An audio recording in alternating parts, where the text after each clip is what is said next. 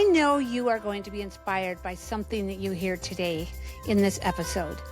And I want to invite you right now to decide that you're going to do more than just listen to this. You are going to take some action once you're done to move your life forward. Because after all, we can listen to lots of great things, but if we don't take time to make the changes, then what good does it to us? So know that at the end of this, I'm going to be asking you, what's some little micro commitment you can make to move your life forward, to live more like you want to live, and to be the person that Christ needs you to be? Because after all, here at Christ-Centered Coaches, that's what we are here to do, is to help you move from where you are to where Christ needs you to be. Okay, welcome. I am so excited to be with you here this morning and to introduce you to our guest. Now, I am first going to tell you where I met this amazing woman. She and I are both part of a high-level mastermind group that has to do with life coaching. And she stood out in the group to me as someone who was so dedicated to her business, as someone who always shows up and plays full out, and someone who has a heart of gold. And so I reached out to her and invited her to be on our podcast today. And she said yes. So let me just introduce you to Coach Mindy. So welcome, Coach Mindy. We're so glad to have you with us today. Thank you, Coach Tami, so much for having me. I'm truly thrilled to be here. Well, let me tell you all a little bit about Coach Mindy. So she brings almost 3 decades of experience to her private practice as a certified functional nutritional and lifestyle practitioner, certifying eating psychologist coach, and board certified integrative health coach. So boy, does this woman know her stuff. Like, she has gone and got that training and had the experience of years of helping people on this journey. And Mindy's life experience and training inspire her to create a framework that becomes functional nutrition, positive psychology, and mind-body science, introducing a compassionate resolution to physical and emotional challenges resulting from chronic and complex health issues as they relate to eating disorders. Now, in her private practice, she groups facilitators, speakers, and best-selling authors. Her website is called The Freedom Promise, and she has a book that she has written as well called The Freedom Promise: 7 Steps to Stop Fearing What Food Will Do to You and Start Embracing What It Can Do for You. I just love that title. She has a freebie. You can go to her website and get that. Coach Mindy, can you give it your website? We'll have you give it many times, but just right now, because I don't want anyone to miss out on that. I went and downloaded that, and I was so impressed. It is so valuable. Thank you. Well, easy to remember. The website is The Freedom Promise, thefreedompromise.com. I love that. I love that. I mean, so many of us, me included, my relationship with food is very complex. In my young adult life, I became a triathlete, and I loved doing Olympic distance triathlons and fueling my body for success. But then April 9th, 2009, I had an accident while training, and it just shifted everything. And it's been a life changer ever since. I could never do triathlons again. And it was hard to want to keep food dialed in when I couldn't do what I loved physically anymore, right? So I would love to hear a little bit about your journey and what brought you to coaching, and just anything you want to share with us. So, Yeah, Coach Mindy. Thank you, Coach Tami. Yeah, well, my story really starts back in my teens. From my teens till my early 40s, I had a very, very disordered relationship with food. Truthfully, my body was a battlefield. The scale was my judge, and food was the tool and control was the promise. And ironically, in 1995, after I had started to study nutrition a little bit, I was hired by a local diet center. And here I was being paid to teach women the very strategies that were keeping me. And I stayed there for 7 years. And I was really good at it. I was really good at teaching women how to track, how to control, and how to shrink, and essentially make their bodies go away. And what was becoming very apparent to me was that these brilliant women, accomplished women, I'm sure like so many women in our audience today, Coach Tami, their self-esteem, their worth was really tied to the success they had with me and these protocols. But I kept going because it really was my identity as well. You know, I like to think back and identify myself as both the warden and the prisoner in this cell that was keeping me captive. And then as Ooh, life that's good. intervened, That's so good. That's well, will you say that one more time? You were both I was both the prisoner and the warden in a cell that was holding me captive. oh, ooh, that's mic drop. That's so good. Okay. And then, as life intervenes, as it usually does, my husband, at the time, 26 years, was diagnosed with metastatic melanoma. And I put everything on hold. And I walked away from the practice and really devoted 21 months of my life to being his full-time caregiver. Well, we lost him in August of 2004, and it took me a while to get my footing back. But I knew that something had to change because during that time of losing Stuart, I really was resorting to very destructive behaviors that basically were a solution to the pain that I was in, because that's what we do when we are faced with feelings that we deem intolerable. We look for temporary support and temporary, escape from the pain. Mm. So, as I said, it took me a while to get my footing, and I decided I needed to do things differently, approach my own life differently, learn to ask different questions of myself. What was I truly hungry for? And that sent me back to school. 55 years old, I enrolled in an integrative health coaching certification program, which then led me to the path of eating psychology. How I like to describe eating psychology is basically learning who you are as an eater, why you're eating, how you're eating, when you're eating. And when those issues are addressed, the what starts to make sense. And after that certification, I pursued one in functional medicine nutrition because I knew that we needed to look at root cause resolution to the issues that were confounding us. Because bottom line is, our biology impacts our biography. Or to put it another way, physiology impacts psychology just as much as psychology impacts physiology. So 8 years of school. And after that, the Freedom Promise was born. The Freedom Promise LLC is my private coaching practice where I work with women, now midlife women, helping them to stop trading the size of their lives for the size of their bodies, helping them to stop fearing what food would do to them so they can start embracing what it can do for them.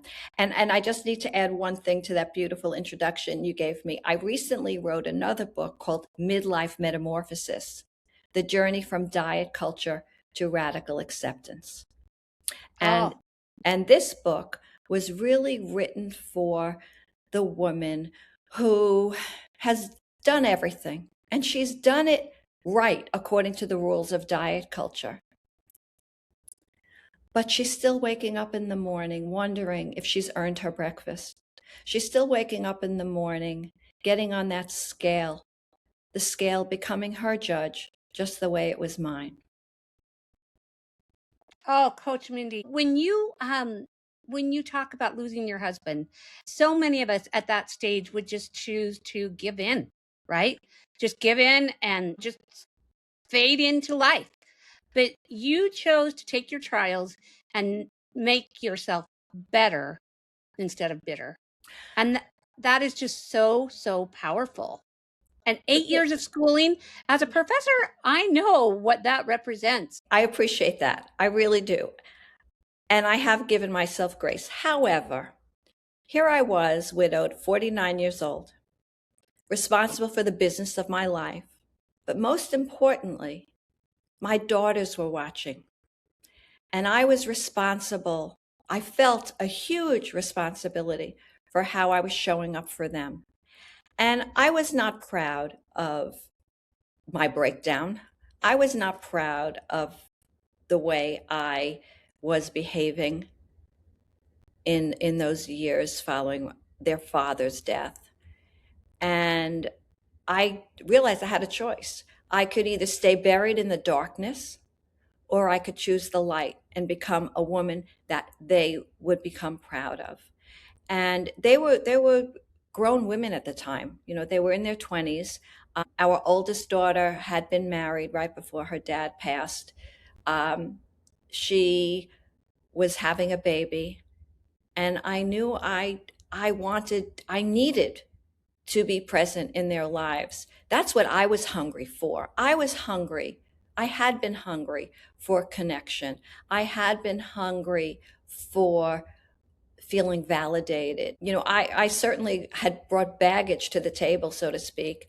And I knew that the only way that I could get out of that self imposed prison was to understand why I was feeling the way I was feeling, recognize that, reject the lies and the dysfunction that I had been attached to for so many years, reclaim my self worth as well as my health, and then finally radically accept where I was. And that is the basis for my private coaching program that I offer now, the 4R Freedom Method: recognize, reject, reclaim, radically accept. And I have to say that radically acceptance does not mean giving up.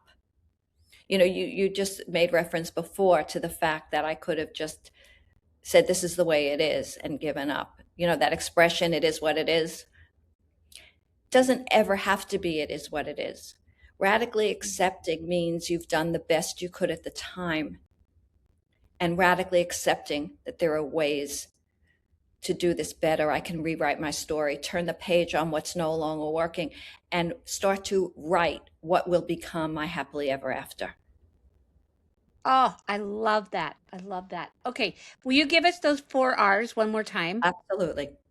Recognize, because you can't change what you don't see, right? So recognize the voice of the inner critic. Recognize that there is an inner wisdom within you, that the inner critic sometimes overshadows. Then we reject. We reject, but not only do we reject, we release, we let go.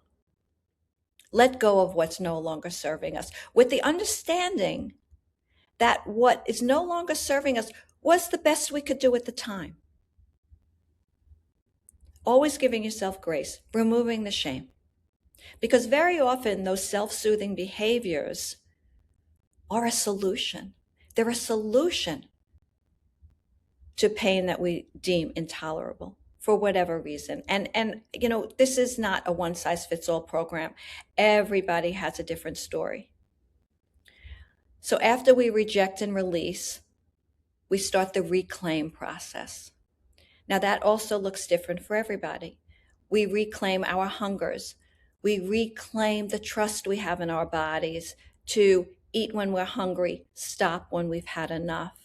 We reclaim our gut health, because all healing starts in the gut.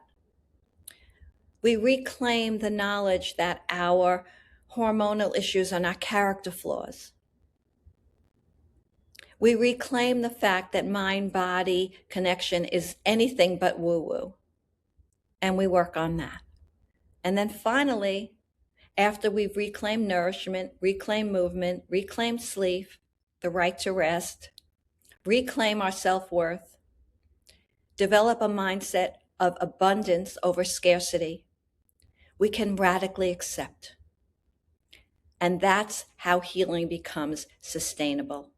Diets are not sustainable because the tools that we're given fail us. We don't fail. They fail us. The protocols, the eat this, don't eat that, it The fails us because billion-dollar industry that yeah. sets us Oh, up billion.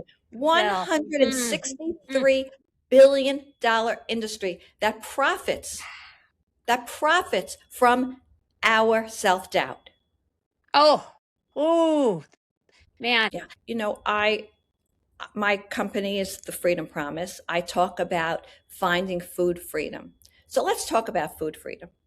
Food freedom And then, is well, wait, I didn't let yeah. you, and then radical acceptance was the last Radical one, right? acceptance. Right. I want to hear Accept, just a little bit more about that one, even though yeah. I interrupted Yeah. you on the last Okay. one. Accepting that where we are now is where we need to be. Accepting that we are a magnificent being born with self-worth. No one can take that away from us. Certainly not a piece of metal that we might step on several times a day thinking that our self-worth is going to improve in the minutes or hours between the last time we stepped on it. That brings us to the concept of food freedom. Okay? Food freedom in my world, in my teaching, does not mean eating whatever you want.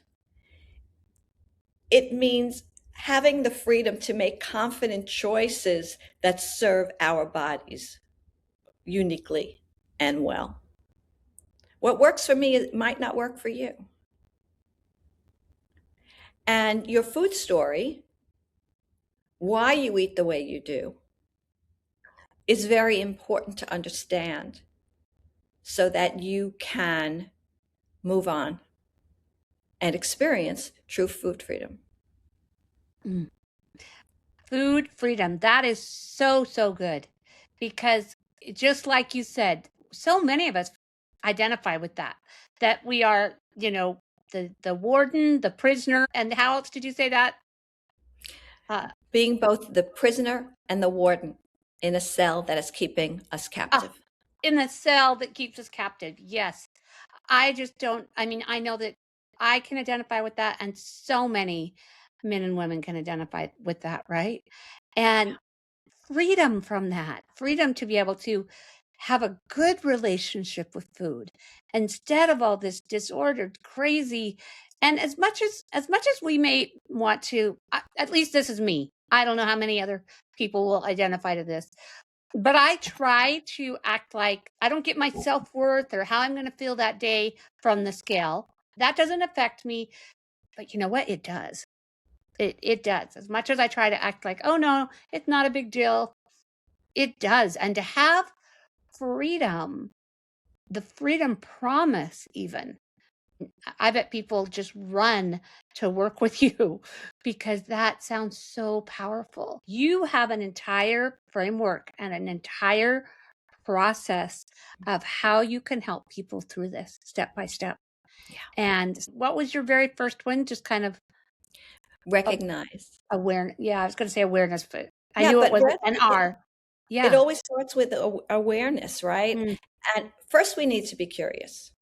We Yeah. need to know how to ask the question, right? Because again, we can't fix what we don't see. We can't let go of what we don't see, right? And I'm sorry I use that word fix because our bodies are not projects that need to be fixed. When we are looking to heal, the bottom line is that we are looking to be the woman that we were before the world told us who we needed to be. And for most of us, that's going back a very long ways. Yes, Because it they is. Of course. target Well, but teenagers that's, so much. that the voice of the inner critic, right? Where did she come Yeah. from? The inner critic came from dysfunctional and disordered messages that we got that in most cases were not malintentioned. Yeah. Yeah. In most cases, at least with the women that I work with, those messages came from a place of love. Might not be the kind of love that we needed to feel nurtured, but there's something else that's very important to understand when it comes to our relationship with food. When we are born, thrust into this bright, cold world, the very first experience that we have with being nurtured, with feeling held, has to do with food. We have no sense of ego, no sense of autonomy. We only know that we need to rely on that one person responsible for our care and feeding. And then in a lot of cases, we're disappointed by that one person who's responsible for our care and feeding. We're not given the love or the attention or the emotional stability that we need to thrive and to feel fully nourished, right? Because full nourishment is not what we find in the kitchen.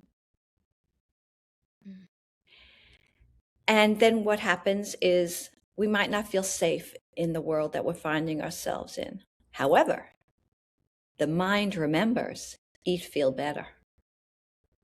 And that's what takes us through the rest of our lives. And that is why so many of us, men too, have a relationship with food that can be dysfunctional and disordered. And I also want to talk about the definition of disordered eating, because clinically speaking, according to the DSM and the diagnosis codes that are out there now, disordered eating is defined as a lesser degree of a clinical eating disorder, right? So it could be a restriction, binge eating, but to a lesser degree without the severity of the physical consequences that are a result of anorexia, bulimia, ARFID, all of the recognized eating disorders.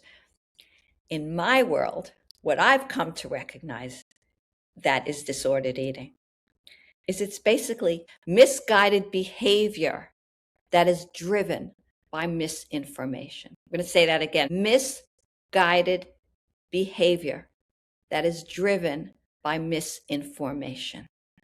Now, that information is coming from so-called experts. And I love experts. I consider myself one, but some take it too far. It's either their way or the highway.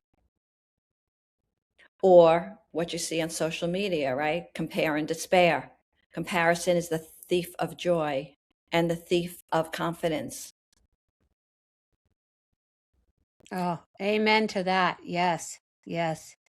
And in this information world that we're in, it is hard to figure out what path is the right path. And then we go and we try different things. It fails us. Exactly. And then we feel a little bit less capable when we start the next one, For right? sure. And then we start the next one and have a similar experience and feel the same way again, only a little bit even less confidence when we're going to try to start the next one. Yeah. Or if this one doesn't work, I'll try that one. Yeah. Yeah. Yeah. And that really creates the downfall, and that creates situations that aren't sustainable. A lot of this work is uncomfortable. It takes a very brave woman who has given her life, especially the women that we work with, the midlife women. I work with women in midlife and beyond, who have this attachment to an identity. It's uncomfortable to recognize and let go. And that is why very often when I work with somebody, we might not talk about food for the first month of our work together. We'll address the behavior with food, but I don't give meal plans. I don't offer any profound, definite protocols, because everybody's different. And that's the other thing I wanted to say. All of these diet programs out there, they work for some. They absolutely do. And there's science behind each one of them. But there's something vitally missing in each one of them. and that is you, your uniqueness, your biology. You could be eating the healthiest food on earth, but your digestive system might not agree because of the situation in your gut, right? Our microbiome, what's going on in our gut, is as unique as our fingerprints. Wow. Wow. No wonder it's so hard to figure out the right way to eat. But you can when you listen, when you stop Yes. the noise and you tune in and you connect to the wisdom of your body. That's when Mm. everything happens. And I know you can relate to this, but it really comes down to it being a very spiritual connection. When you Yes. allow Yes. yourself to be connected to your deepest sense of self, it becomes extremely spiritual. I'll tell you a story. Years ago, I was walking on the beach with the man who is now my husband. I'm very blessed to have a wonderful, wonderful man in my life. And at the time, he had a home that was near the beach. And one particular Sunday, we were walking, and it was just a glorious day. The sky was robin's egg blue. The air was just so warm that you felt like you were being hugged. And we were walking on the sand, hand in hand, and I was in my bathing suit. And I realized that I had not given a thought to what I had eaten for breakfast, what I was going to eat for dinner. I didn't was not comparing myself to the other bodies on the beach. And I understood, maybe for one of the few times in my life, what it felt like to be connected to myself on that level. And in that lesson, I was able to understand how valuable I really am and see myself for who I was before the world told me who I needed to be. And I carry that story with me and I so openly share it because That is such a powerful moment. Thank you for sharing that, because in that, mind you, you're in wearing a bathing suit, like you said. And for most women, a lot, well, I shouldn't say most, but that can be that's when we're most aware of our bodies, I'd say, and is when, vulnerable, yeah, and vulnerable. vulnerable. Yeah. And to have that feeling of such peace, peace recognized by the fact that you hadn't thought about what you had eaten and you hadn't been comparing your body to all the other bodies on the beach. Mhm. Like, that is such a powerful, powerful moment. Yeah, And I think that's what we're all striving for. If we really look at what it is that we want when it comes to our relationship with how we fuel our bodies, we want peace. we want peace. Oh, And that peace comes from the gift of forgetting mm. to suffer. Beautiful. Right? Yes. I mean, I can also share with you, the moments that I knew that I was healing. When I realized on a Monday morning that I forgot to weigh myself. Mm. When Mhm. I was out for lunch with friends and I ordered a salad and it came beautifully dressed and I ate it anyway, even though I had forgotten to ask for dressing on the side, which for me was a huge non-negotiable. It's the power of forgetting to suffer, forgetting to hate yourself. Oh, Coach Mindy, I knew I loved you before, but wow. Wow, this is just incredible work. It is just, when we're open and honest, it is at the heart of so much of what women and men in our society are suffering with right now. And that's why it is such a huge, huge industry, is because so many of us are suffering with these disordered thoughts around food. And I loved the name of your website and your book before we got to chat.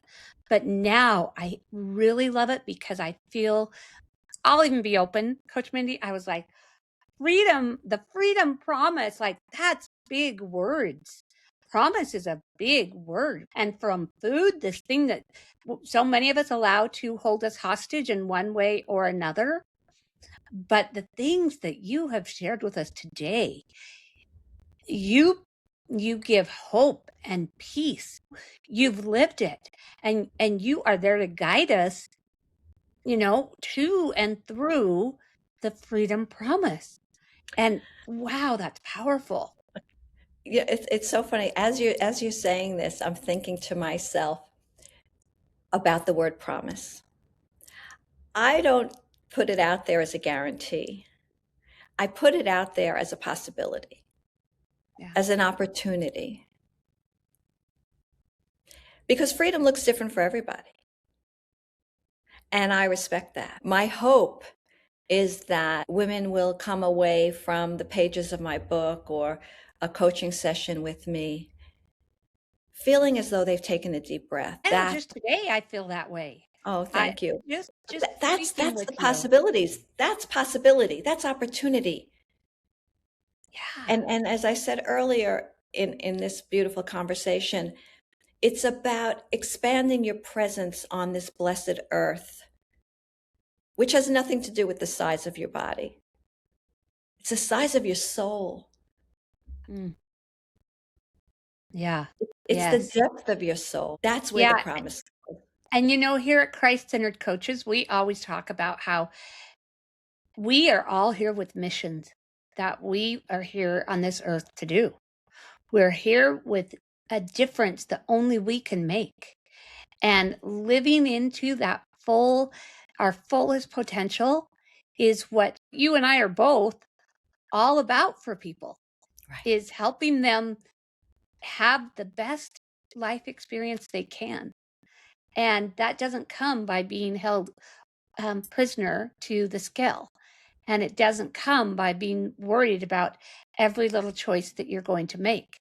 It comes by living into that divine identity that we each have, and that if we listen, that we each are called to. And in order to do that, part of it has to do with getting the body and the mind working together in harmony instead of fighting against each other. Yeah. And oh, that is just such beautiful work that you do. What I want people to realize is that their relationship with food is truly a reflection of their relationship with themselves. Mm. Right? I mean, if you think about recovery is very relational. And I hesitate very often using the word recovery in my work because it's a term that might scare people. A recovery is about healing, but the definition of recovery is to take back what was lost or stolen, right? You could recover your set of keys, recover a memory. So recovery is really about reclaiming yourself. Now, the people I work with who need to recover their relationship with food really need to start with themselves. Thank you. I just wanted to see if you had some success stories that you'd like to share with us of people that you've worked with. And Yeah, I have a great story. I'll tell you about Debbie. That's not her real name, but her story is real, and she gave me permission to share it. It's in my book, and it's in my keynote that I love to deliver. Debbie came to me, she was 62 years old. And I should tell you her story backwards. She called me one night, texted me actually, so excited because her daughter had called. I need you to come over. And it just happens to be your grandson's birthday. I need help at the party. So she goes to help out at this 11-year-old party, and she had a piece of cake. And when she got home, she realized she had a piece of cake, and that was it. She moved on and had a great time. She came home.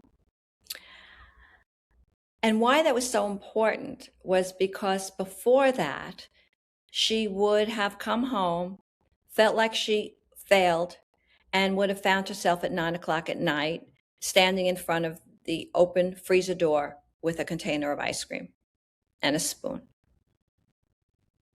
Before she did the work of realizing what she was really hungry for, which was connection, validation, that's what her behavior was like. Debbie grew up in a large family. She was one of, I think, 7 siblings, and food was love. Food was how they celebrated, food was how they mourned, food was how they connected.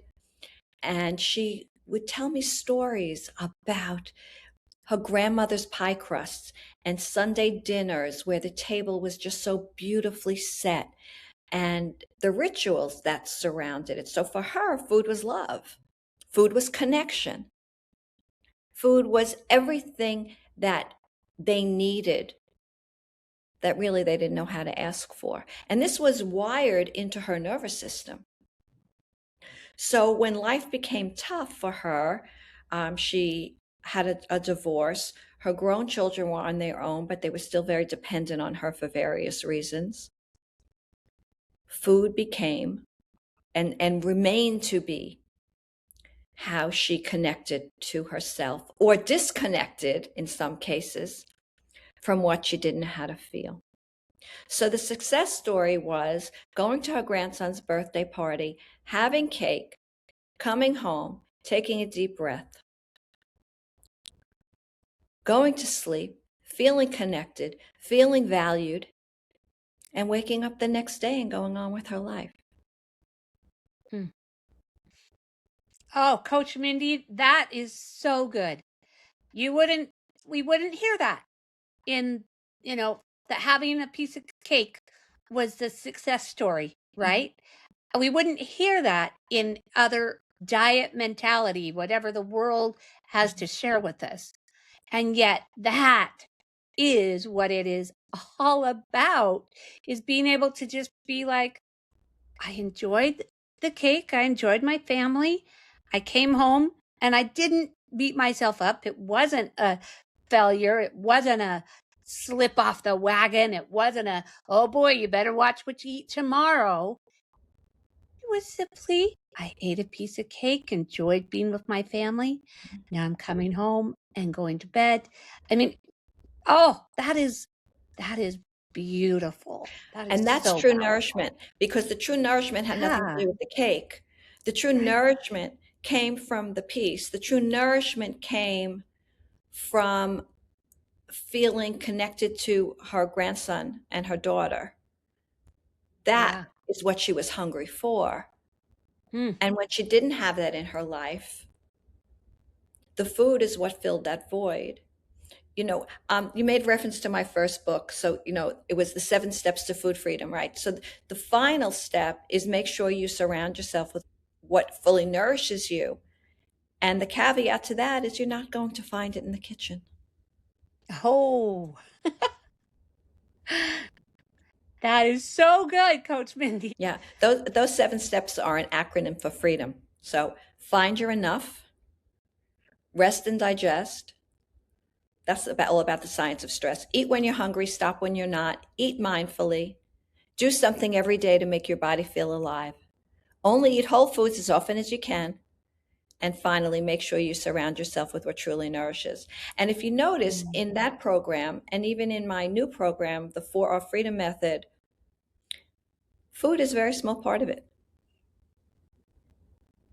Yes. What I do in my work is I help my clients understand which foods make them feel the best so that they can choose confidently, feel empowered over their choices, with the understanding that choosing not to eat something because it doesn't agree with them is not restricting, it's empowerment.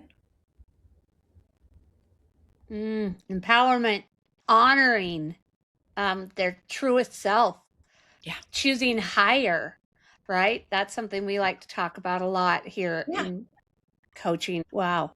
Okay, so tell us again a little bit more about your second book. Yeah. So, Midlife Metamorphosis, the journey from diet culture to radical acceptance. So, it's part memoir. I have client stories in there.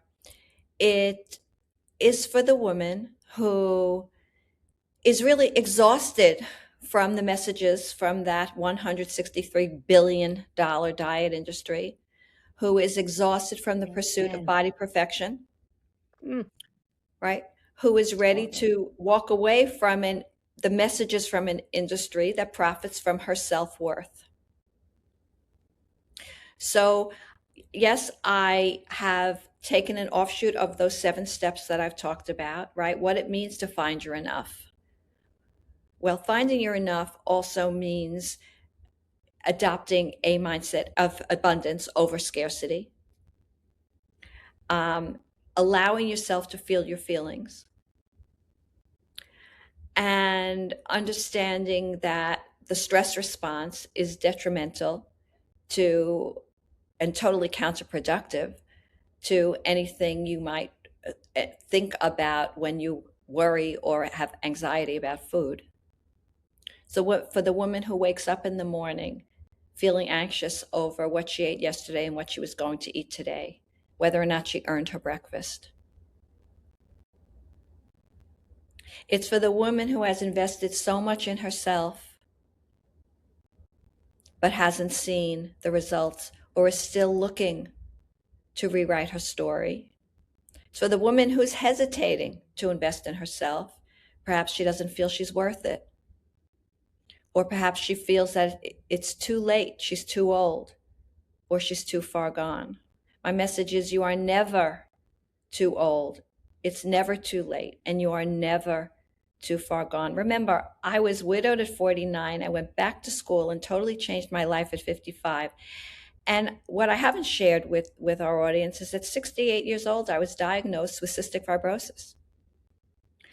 And that's how I knew that the foundation that I had set for myself was holding, because I didn't go back to the old behaviors.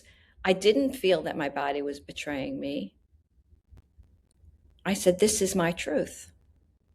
This is where I need to radically accept where I am and accept that I have a choice to do the best for myself that I know how to do. So I share all this in my book. Every chapter has a workbook at the end of the chapter with exercises to reinforce everything that was explained, journal prompts to help you solidify everything you've learned. At the very end of the book is a chapter, I believe it's called Food for Thought, and they're questions for group discussion. So my hope is that women take this book to their book clubs. Other practitioners use it for their group programs. So there's a lot of possibility, a lot of promise from the midlife metamorphosis. Oh, I love that. Love that. Now, okay, so where can we get your books? Both books are available on Amazon, Okay. barnesandnoble.com. Um, so that's probably the easiest avenue, Amazon. Mhm. I will be traveling and doing some book talks where books will be available for purchase and signing. My first one is in Delray Beach, March 18th. If any of our listeners are local, reach out to me and I would be very happy to share the information. And of course, you can follow me on Instagram and get all that information there. It's at The Freedom Promise. You shared so generously my website, and I'm always open. Give us that one more time though. Let's get that again. TheFreedomPromise.com. Mhm. Okay. And the names of both your books again. Okay, so the first book is The Freedom Promise, 7 Steps to Stop Fearing What Food Will Do to You and Start Embracing What It Can Do for You. That book was published in 2014. And then just last September, we released Midlife Metamorphosis, the journey from diet culture to radical acceptance. And Mindy, give us your I just call you Coach Mindy. So give It's us your okay. last name. My name it's Mindy Gorman-Plutzer, Gorman hyphen Plutzer. Okay. Okay. Oh, well, I'm sure people are already putting your Instagram in just as quick as they can and putting your information into Amazon to find your books. I, excuse me. I know I have been so inspired today, and I am just so grateful that I know you and that we get to be professionals together in our mastermind. And I just wish you all the success because as you succeed, you're changing the lives of women. Well, they do the work, it's true, but you are giving the opportunity to stand in their truth and to accept and radically change, no longer be the wardener and the prisoner to the scale, and unlock all that and just have the freedom to be who they're meant to be on this earth. And so I just love that. Thank you so, so much for being with us here. Is there anything else that you'd love to share before we're done? Just that I'm truly honored to guide the women that I truly feel blessed to work with, because I think of it as a partnership. And I am often honored by the fact that they are so willing to share their journey with me. I offer them the highest form of myself from a place of integrity. Yes. Oh, I love that. The partnership. Well, thank you so much, Coach Mindy. And at the end, we always like to say, go out and be a blessing, which you are for sure. Thank you so much for your time today. Thank you, Coach Tami, so very much. I know you have felt something today while you've been here, and I would like to invite you to act on what you felt, to not let this just be one more inspirational moment, but to now take decisive action. To choose some little micro commitment that you can take that's going to move your life towards the person that you want to be, a closer relationship with Christ, and the person that He needs you to be for Him. So before you are done, just take a deep breath and think, what's one little thing that I want to commit to? And at Christ-Centered Coaches, if you want coaches to hold you accountable, that's what we're here to do in every way, from just listening and being a part of our community to going ahead and hiring a coach and even becoming a life coach yourself. We're here to support you every step of your journey as you move from where you are to where Christ needs you to be.